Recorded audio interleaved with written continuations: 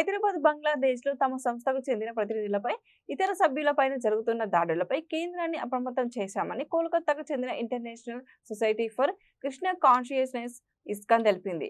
అక్కడ జరుగుతున్న దాడులలో తాజా ఉదాహరణగా ఇస్కాన్ కోల్కతా అధికార ప్రతినిధి రాధారమణ దాస్ తెలిపారు. ఇస్కాన్ పూజారులు, భక్తులతో పాటు మైనారి హిందూ మతానికి చెందిన సభ్యులపైన బంగ్లాదేశ్లో దాడులు, వేధింపులు కొనసాగుతున్నాయని ఆయన తెలిపారు.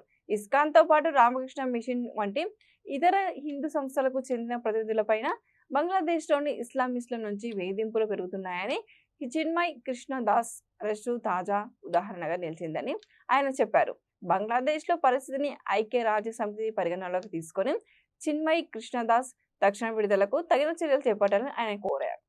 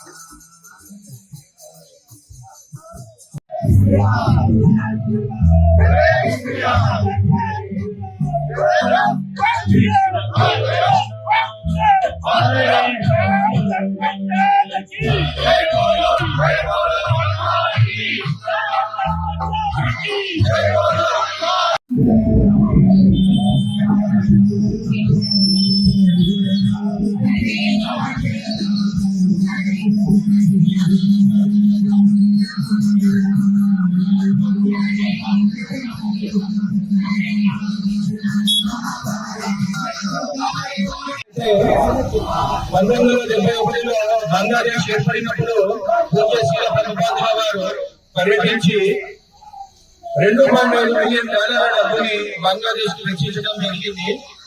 ఎవరైతే సైన్య పరిస్థితుల్లో ఉన్న దేశానికి భోజనము, వాళ్ళ ఇల్లు కట్టించడము, పేదల కాలనీలు నిర్మించడం, ఎన్నో ఇష్టాలను అక్కడ నిర్వహించడం జరిగింది.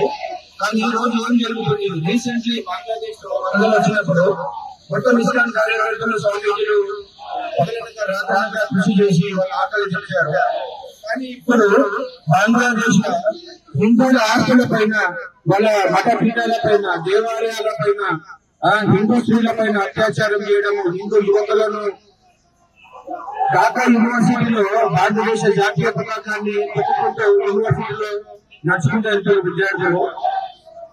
ఇందిరాగాంధీ భారతదేశం తరఫున బంగ్లాదేశ్ ని విముక్తి చేసి భారతదేశంలో ఉన్న ప్రతి ఒక్క పౌరుల పైన ఆ డబ్బు రుణం మన మొత్తం ఏళ్ల గడపడి మనమందరం కూడా ప్రతి ఒక్క కుటుంబం కూడా నిర్వర్తించింది. కానీ ఏ విధమైన కృతజ్ఞత భావన లేకుండా కేవలం దయనీయమైన పరిస్థితి అరెస్టు చేయడాన్ని ఏ విధంగా మీరు చూస్తారని భారతదేశంలో ఉన్న రాజకీయ పార్టీలను మేము ప్రశ్నిస్తున్నాము. మరొకసారి పూజ్య స్వామీజీల మతపీఠల తరఫున, విశ్వ హిందూ పరిషత్, బజరంగ దళ్ తరఫున ఒకటే మేము చెప్తున్నాము. అత్యంత త్వరలో స్వామీజీని రిలీజ్ చేయాలి. బంగ్లాదేశ్ లో హిందువుల పైన, వాళ్ళ ఆస్తుల పైన, స్త్రీల పైన అత్యాచారాలన్నింటినీ కూడా మేము ఖండిస్తున్నాము. ఇవి ఆపాలి. అంతవరకు మా నిరసన కార్యక్రమాలన్నీ కూడా ఈ విధంగా కొనసాగుతాయి. జై శ్రీరామ్. 108 హరే కృష్ణ మందిరాలు ఏర్పాటు చేసిన గొప్ప వైదిక ఆచార్యం ఏర్పడినారు. అదే బంగ్లాదేశ్ లో 1971 యుద్ధం సమయంలో బంగ్లాదేశ్ వాసులు ఆకలితో మరణిస్తున్న సమయంలో వారి శిష్యులు ప్రపంచ ప్రఖ్యాత సింగర్ అయిన జార్జ్ హారిసన్ గారి చేత ఎన్నో కార్యక్రమాలు నిర్వహించి ఆ చారిటీ డబ్బుల ద్వారా బంగ్లాదేశ్ కి సహాయం చేసిన ఆచార్య ప్రభుపాదుల గారు ఈ రోజు అలాంటి కృష్ణదాస్ జీని బేషరతుగా విడుదల చేయాలని, హిందువులకు రక్షణ కలిగించాలని చెప్పేసి విశ్వ హిందూ పరిషత్ డిమాండ్ చేస్తోంది. అదే సందర్భం లోపల యావత్ ప్రపంచంలో ఉన్నటువంటి అన్ని దేశాలు కూడా బంగ్లాదేశ్ మీద ఒత్తిడి తీసుకొచ్చి హిందువులకు రక్షణగా నిలవాలని చెప్పి కూడా విశ్వ హిందూ పరిషత్ డిమాండ్ చేస్తూ ఈ రోజు శాంతియుతంగా విశ్వ హిందూ పరిషత్ కేంద్ర కమిటీ ఇచ్చిన పిలుపు మేరకు మానవహారాన్ని మేము నిర్వహిస్తా ఉన్నాం. ఈరోజు దురదృష్టం ఇక్కడ ఈ ప్రభుత్వం యొక్క వ్యవహారం కూడా మాకు కొంచెం బాధ. కామారెడ్డి జిల్లా విద్యార్థుల సంక్షేమ హాస్టల్స్ లో బియ్యంలో పురుగులు రావడంతో స్టూడెంట్స్ ఆందోళనకు గురయ్యారు. కామారెడ్డి జిల్లా మండల కేంద్రంలోని బాలికల ఉన్నత పాఠశాలలో చోటు చేసుకుంది. స్టూడెంట్స్ కు వడ్డించే మధ్యాహ్న భోజనానికి సంబంధించిన బియ్యంతో తెల్లటి పురుగులు కనిపించడంతో ఒక్కసారిగా స్టూడెంట్స్ ఆందోళనకు గురయ్యారు. గత కొద్ది రోజులుగా తెల్లటి పురుగులతో కలిగిన బియ్యాన్ని వండిస్తున్నారని వారు ఆరోపిస్తున్నారు. దీనిపైన ప్రిన్సిపల్ వీరన్నను విద్యార్థి సంఘాల వివరణ కోరగా బియ్యంలో పురుగులు వచ్చిన మాట వాస్తవమేనని గమనించి వెంటనే ఉన్నతాధికారులకు సమాచారం చేరవేశామని 5 క్వింటాల బియ్యంని ఎమ్మెల్సీ పాయింట్కు తరలిస్తున్నట్లు తెలిపారు.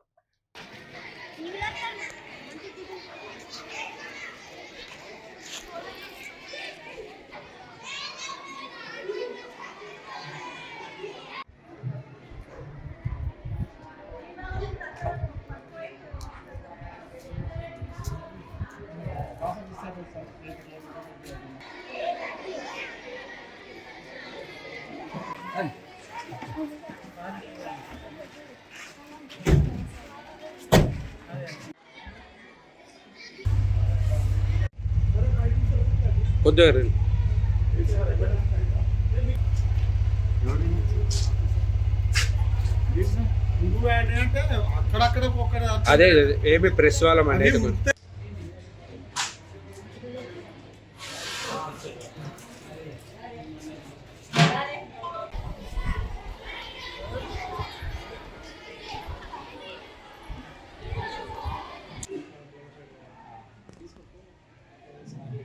వచ్చారా నీళ్ళను.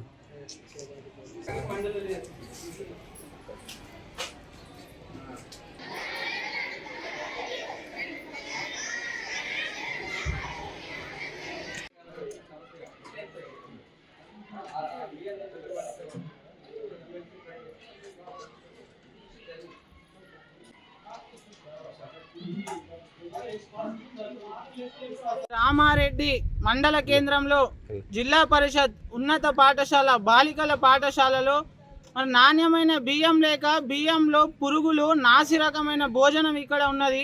మరి విద్యార్థులు అలాంటి అన్నము పురుగులున్న బియ్యం తింటే అనారోగ్యాలు పాలయ్యి ప్రాణాలు కోల్పోయే ప్రమాదం ఉన్నప్పటికీ ఇప్పటి వరకు ఏ విద్యాశాఖ అధికారి స్పందించకుండా మొద్దు నిద్రలో ఉంటున్నారు. ఈ రాష్ట్ర ప్రభుత్వం కూడా ప్రభుత్వ పాఠశాలల పైన ఇంత చిన్న చూపు ఎందుకు చూస్తూ ఉన్నది అనేది అర్థం అవ్వట్లేదు. అదేవిధంగా రాష్ట్ర వ్యాప్తంగా 10 నెలల్లో నూతన కాంగ్రెస్ ప్రభుత్వం ఏర్పడ్డ తర్వాత దాదాపు 50 మంది పిల్లలు ఈ ప్రభుత్వ పాఠశాలలో గురుకులాల్లో ఫుడ్ పాయిజన్ అయ్యి అనారోగ్యాలు పాలయ్యి చనిపోయిన పరిస్థితి ఉన్నది. ఇప్పటి వరకు రాష్ట్ర ప్రభుత్వం స్పందించకుండా విద్యాశాఖ అధికారులు మొద్దు నిద్రలో ఉండి ఎలాంటి స్పందన లేకుండా పిల్లల జీవితాలు గాలికి వదిలేస్తూ ఉన్నారు. నాణ్యమైన ఫుడ్ లేదు, క్వాలిటీ ఎడ్యుకేషన్ గురించి మాట్లాడే వాళ్ళు లేరు. ఇట్లా చేస్తే మరి ప్రభుత్వ పాఠశాలలు విద్యా వ్యవస్థ పూర్తిగా నిర్వీర్యం అవుతున్నది. ఒకవైపు అక్షరాలతో లక్షల వ్యాపారాలు చేస్తూ ప్రైవేట్ సంస్థలకు కొమ్ముగాస్తూ ఉన్నది ఈ ప్రభుత్వము. మరి ఇప్పటికైనా రాష్ట్ర ప్రభుత్వం ఒక విద్యాశాఖ మంత్రిని కేటాయించాలి. ప్రభుత్వ పాఠశాలల్లో నాణ్యమైన భోజనం అందియాలి, నాణ్యమైన విద్యను అందియాలి కదా. ఏమైనా సమస్యలు వస్తే వాటిపైన చర్యలు తీసుకోవాలి కదా. ఇట్లా కాకుండా మీరు ఫైనల్ ఏం డిమాండ్ చేస్తారు? ప్రధానంగా కామారెడ్డి జిల్లా కేంద్రంలో అదేవిధంగా రామారెడ్డి మండలంలో నిన్న జరిగిన ఈ స్కూల్లో వచ్చిన బియ్యం పురుగులు 5 క్వింటాల్లో బియ్యంలో పురుగులు రావడం జరిగింది. మరి ఇప్పుడు విద్యాశాఖ అధికారులు రావాలి. ఇట్లా ఎందుకు నాణ్యమైన భోజనం అందించకుండా విద్యార్థుల ఆరోగ్యాలతో చెలగాటం ఆడుతున్నారు. ఇట్లా విద్యార్థుల ఆరోగ్యాలతో చెలగాటం ఆడుతున్న వాళ్ళపైన కఠినంగా చర్యలు తీసుకోవాలని చెప్పేసి నేను విద్యాశాఖ అధికారులకు భారతీయ విద్యార్థి మోర్చాగా డిమాండ్ చేస్తూ ఉన్నాం. కొత్త బియ్యం సరఫరా చేసినందున వాటిలో సరిగ్గా పిల్లలు ఆ కొత్త బియ్యం ఉడకడం లేదు కాబట్టి వాటి ప్లేస్లో పాత బియ్యం మంచి బియ్యము తీసుకురావని అవి తీసుకొచ్చి మంచి తీసుకుపోమని చెప్పారని వెళ్తున్నాం. గత వారం 10 రోజుల నుంచి నాసీ రకం బియ్యాన్ని వండిస్తున్నారని విద్యార్థులు ఆరోపిస్తారు. లేదు సార్, నిన్న ఈ రోజు నిన్న అంతే, అంతకుముందు లేదు. అది మంచి బియ్యమే, మంచిగానే ఉడికినాయి, మంచిగానే ఉండే. కానీ నిన్న సరిగ్గా ఉడకడం లేదనే ఉద్దేశంతో మేము వాపస్ తీసుకొస్తాం. బియ్యాలు పురుగులు వస్తున్నాయని ఆరోపిస్తుంది. దానిపైన మీరు పురుగులు అంటే కుక్కర్స్ మంచి వర్కర్స్ని పెట్టి చేపిస్తారు, రోజు చేసిన బియ్యమే వండుతుర్రు. కొన్ని స్టాకు ఉన్న బియ్యంలో ఉంటే నేను చేపించి మళ్ళీ వండిపిస్తున్నాను. అట్లేం జరగట్లేదు. అంటే ఎన్ని క్వింటాల బియ్యం వచ్చి ఎన్ని క్వింటాల బియ్యాలు మీకు పురుగులు 5 వచ్చాయి? క్వింటాల్ బియ్యం వచ్చినా 5 క్వింటాల్ బియ్యం వాపస్ తీస్తాను. కోరుట్ల నకిలీ విలేకరులకు చలామణి అవుతూ అక్రమ వసూళ్లకు పాల్పడుతున్న ఇద్దరిని అరెస్టు చేసినట్లు మెట్పల్లి సీఐ నిరంజన్ రెడ్డి తెలిపారు. మల్లాపూర్ మండలం సాతారం గ్రామానికి చెందిన చౌడారాపు వెంకటరమణ అనే వ్యక్తి కిరాణా షాపు నిర్వహిస్తున్నాడు. కిరాణా సామాగ్రి కొనుగోలు చేసి తన కారులో తిరుగు ప్రయాణం చేస్తుండగా గుండెమీది రాజశేఖర్ వెంపేట శివారులోని వెంకటేశ్వర ఆలయం వద్దకు తన కారులో వెంబడించి వెంకటరమణ కారుకి తన కారు అడ్డుపెట్టి నీ కారులో ధరిస్తున్న వస్తువులు డూప్లికేట్ అని వాటిని చిందరవందర వేసి పోలీస్ స్టేషన్కు రావాలని ఒత్తిడి చేశాడు. మరో నకిలీ విలేకరులకు ఫోన్ చేయగా రామగిరి కార్తీక్ అనే మరో నకిలీ విలేకరి రూపాయి 10,000 డిమాండ్ చేయడమే కాక ఫోన్ లాక్కొని 6,000 ఫోన్ పే ద్వారా పంపించుకున్నాడు.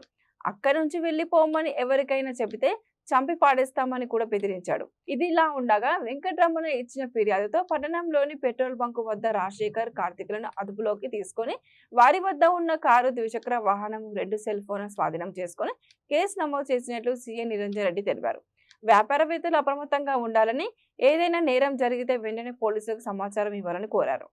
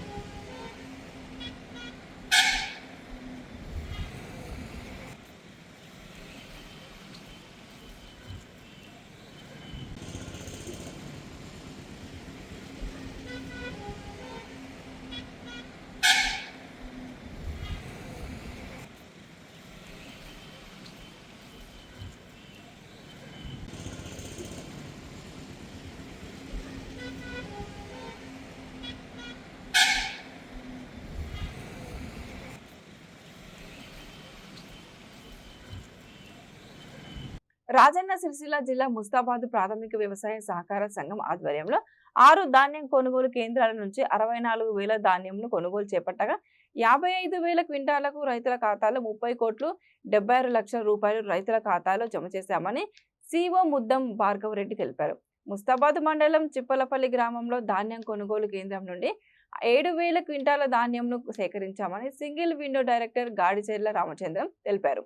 నేటి వరకు కొనుగోలు కేంద్రంలోని మొత్తం ధాన్యంను సేకరించామని అన్నారు. ఈ సందర్భంగా ఆయన మాట్లాడుతూ ప్రాథమిక వ్యవసాయ సహకార సంఘం పరిధిలో కొనుగోలు కేంద్రంలో రైతుల వద్ద నుండి పూర్తి స్థాయిలో ధాన్యం కొనుగోలు చేశామని, కొనుగోలుకు సహకరించిన హమాలీలకు, రైతులకు, గ్రామస్తులకు, సెంటర్ నిర్వాహకులకు ప్రత్యేక కృతజ్ఞతలు తెలిపారు. కొనుగోలు విషయంలో ఎప్పటికప్పుడు స్పందిస్తూ రైతులకు ఎలాంటి ఇబ్బందులు కలగకుండా సహకార సంఘం పాలక వర్గం సభ్యులు స్పందించారని అన్నారు.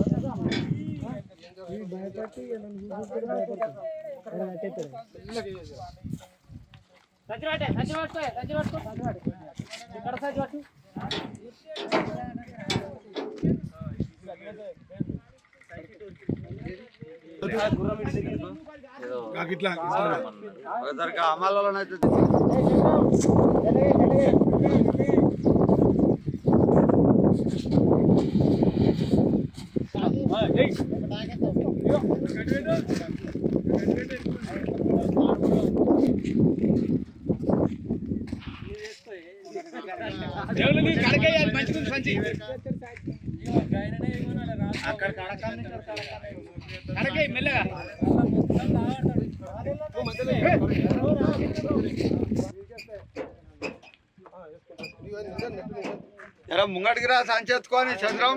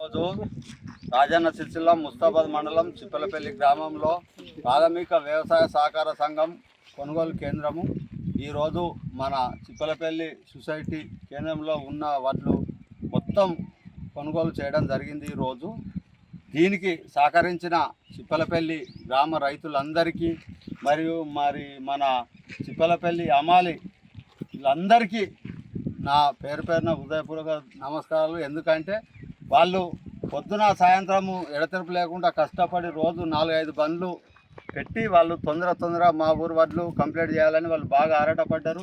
మరియు ప్రత్యేకంగా మా అమాలీలకు చిప్పలపల్లి అమాలీలకు ప్రత్యేక ధన్యవాదాలు తెలియజేస్తున్నాము. మరి అదేవిధంగా మా చిప్పలపల్లి రైతులందరికీ మరి ప్రత్యేక ధన్యవాదాలు తెలియజేస్తూ మరి ఐకేపీ సెంటర్ ఇన్ఛార్జీలు మరి కొమ్మటి శ్రీను, అదేవిధంగా పడిగే నరసింహులు, అదేవిధంగా మేకల రాజు వీళ్ళు సుత బాగా కష్టపడి నేను సుత వాళ్ళకు ప్రతిరోజు పొద్దున లేచి ఫోన్ చేయడం జరిగింది. ఎందుకంటే ఎవరి వడ్లు రైతులను ఎవరిని ఇబ్బంది పెట్టద్దు, ఎవరి వడ్లు ఎండితే వాళ్ళకి తొందర పెట్టియండి. అదేవిధంగా మన DCM ఓనర్లకు కానీ మన వాళ్ళందరికీ ఫోన్ చేసుకుంటా తొందరగా బండ్లు తెప్పించడం జరిగింది. తొందరగా చిప్పలపల్లి వడ్లు కంప్లీట్ అయినాయి. మరి ఇక ముందు సుత కొన్ని అదేవిధంగా మా సిఓ ముస్తాబాద్ ఫ్యాక్సీ సిఓ సుత బాగా స్పందించి తొందరగా వడ్లు కొనుగోలు చేయడం జరిగింది. అదేవిధంగా మరి ఇంకా కొన్ని ఉన్నాయి. ఇంతకుముందు మన ప్రభాకర్ గారు అడిగినట్టు మరి ఏంది పరిస్థితి డైరెక్టర్ సాబ్ ఇంకా 20 ఎకరాలు ఉన్నాయన్నది దానికి సుత మేము సహకరించి ఇప్పుడైతే పూర్తిగా కోత అనేది ఏం కాదు, ఇంకో 25 ఎకరాలు చిప్పలపల్లిలో కోత లాంటివి ఉన్నాయి. ఏ రైతుకు మన గవర్నమెంట్ ఇబ్బంది కాకుండా చూస్తుందని మాకు పూర్తి నమ్మకం ఉన్నది. అదేవిధంగా మన గవర్నమెంటు డబ్బులు సుత తొందరగా పడుతున్నాయి. అదేవిధంగా మన రేవంత్ సర్కార్ గారికి మేము ప్రత్యేక ధన్యవాదాలు తెలుపుకుంటూ మేము ప్రత్యేక ధన్యవాదాలు తెలుపుతున్నాం. వికారాబాద్ జిల్లా మరపల్లి మండలం మాలల సింహగర్జన పోస్టుల ఆవిష్కరణ HPDలో జరగబోయే మాలల సింహగర్జన సభ విజయవంతం చేయాలని మండల కేంద్రంలో అంబేద్కర్ యువజన సంఘం ఆధ్వర్యంలో పోస్టులు ఆవిష్కరించారు.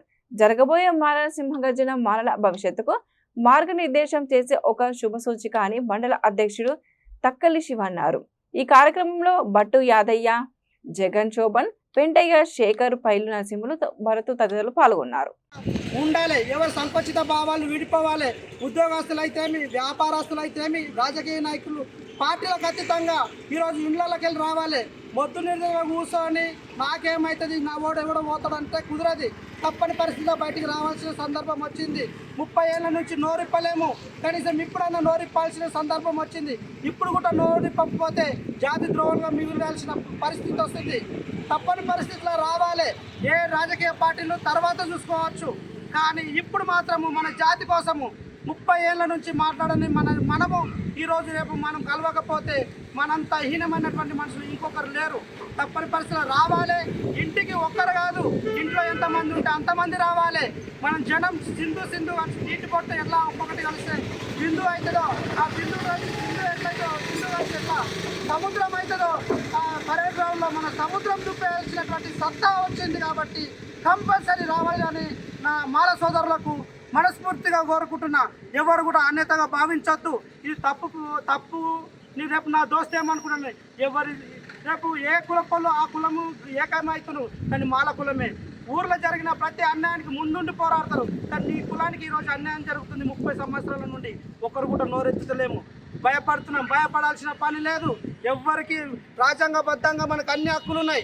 ఎవరికి ఏ సమస్య వచ్చినా ఒకరికొకరు ఫోన్ చేసుకొని అయినా సరే మనం సహకరించుకోవాలి. నాకెందుకు వాడు పోతుండు కదా అని చిన్న చిన్న సమస్యలు మనసులో పెట్టుకొని మనము దూరం కావాల్సిన పరిస్థితి లేదు.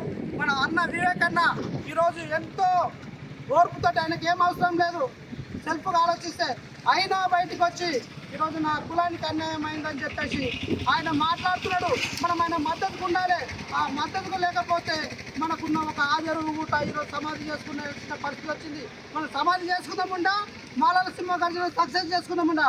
ఒకసారి ప్రతి విలేజ్కు ఉన్నటువంటి నా మాల సోదరులకు ఈ సమాచారాన్ని చేరవేశారని నేను కోరుకుంటున్నాను.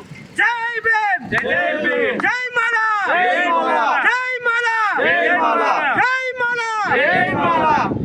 భూపాలపల్లి జిల్లా నియోజకవర్గం మున్సిపాలిటీ పరిధిలోని వేషాలపల్లి, పెద్దకుంటపల్లి, కాశీంపల్లి, జంగేడుతో పాటు భూపాలపల్లి గ్రామీణ మండలం గుడాడుపల్లి గ్రామంలో ఏర్పాటు చేసిన వరి ధాన్యం కొనుగోలు కేంద్రాలు ఏర్పాటు చేశారు. ఈ ప్రారంభోత్సవ కార్యక్రమంలో ముఖ్య అతిథిగా ఎమ్మెల్యే గంట సత్యనారాయణరావు పాల్గొని ప్రారంభించారు. అనంతరం ఆయా గ్రామాలలో ఎమ్మెల్యే మాట్లాడుతూ రైతు సంక్షేమమే ప్రజాప్రభుత్వ ధ్యేయమని, రైతులు 6 కాలం కష్టపడి పండించిన వరి ధాన్యాన్ని ప్రభుత్వం ఏర్పాటు చేసిన ధాన్యం కొనుగోలు కేంద్రాల్లో విక్రయించాలని రైతులకు సూచించారు. ధాన్యం తూకం విషయంలో రైతులను మోసం చేస్తే ఊరుకునేది లేదని ఈ సందర్భంగా ఎమ్మెల్యే అన్నారు.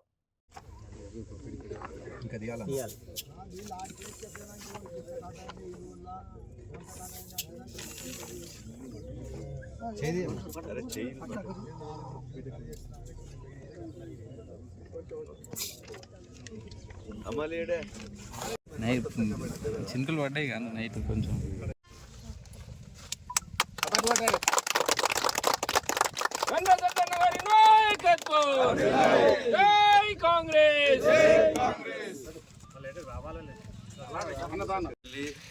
అదేవిధంగా కాశీంపల్లి, పెద్దకుంటపల్లి, తండ, జంగేడు, గూడాడుపల్లి ఈ గ్రామాల్లో వడ్ల కొనుగోలు కేంద్రాలు ప్రారంభించడం జరిగింది. నేను ఈ యొక్క సెంటర్లో ఉన్నటువంటి రైతు సోదరులకు విజ్ఞప్తి చేస్తున్నా. వాళ్ళు 2 సూచనలు పాటించాలి.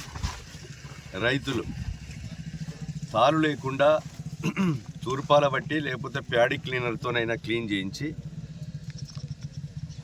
తేమ శాతం మ్యాచ్యూర్ 17 వచ్చే విధంగా వీళ్ళు కాంటా పెట్టుకోవాల్సిందిగా విజ్ఞప్తి చేస్తున్నాం.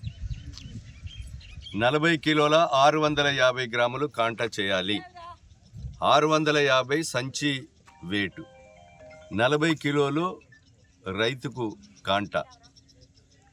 కాంటా కాగానే ట్రక్ షీట్ రిసీటు ఏదైతే పిఎస్సిఎస్ కానీ, ఓడిఎస్ఎంఎస్ కానీ, మ్యాక్స్ కానీ, మహిళా సంఘాలు కానీ నడిపే వాళ్ళు ఎంబడే ట్రక్ షీట్ ఇచ్చి వాళ్ళ ప్యాడ్లో రైతుల కాంటాను ఎంట్రీ చేసి రైతులు వెళ్ళిపోవచ్చు.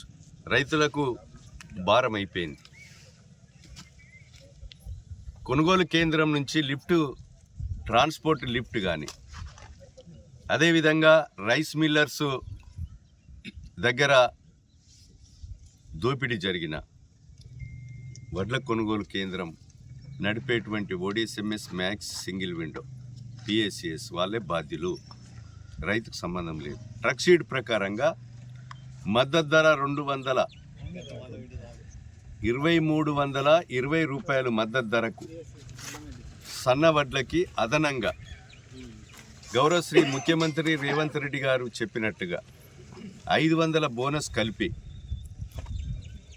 కాంటా అయిపోయి ట్రక్ షీట్ ఇచ్చి ప్యాడ్లో ఎంట్రీ అయినాక 10 రోజుల లోపల రైతు ఖాతాల్లో డబ్బులు బోనస్తో పాటు 2820 రూపాయలు క్వింటాల చొప్పున పడడం జరుగుతుంది. ఇవి బులెటిన్లోని అప్డేట్స్ చూస్తున్నాను. వీటి న్యూస్ లక్ష్య సమేత నమస్కారం.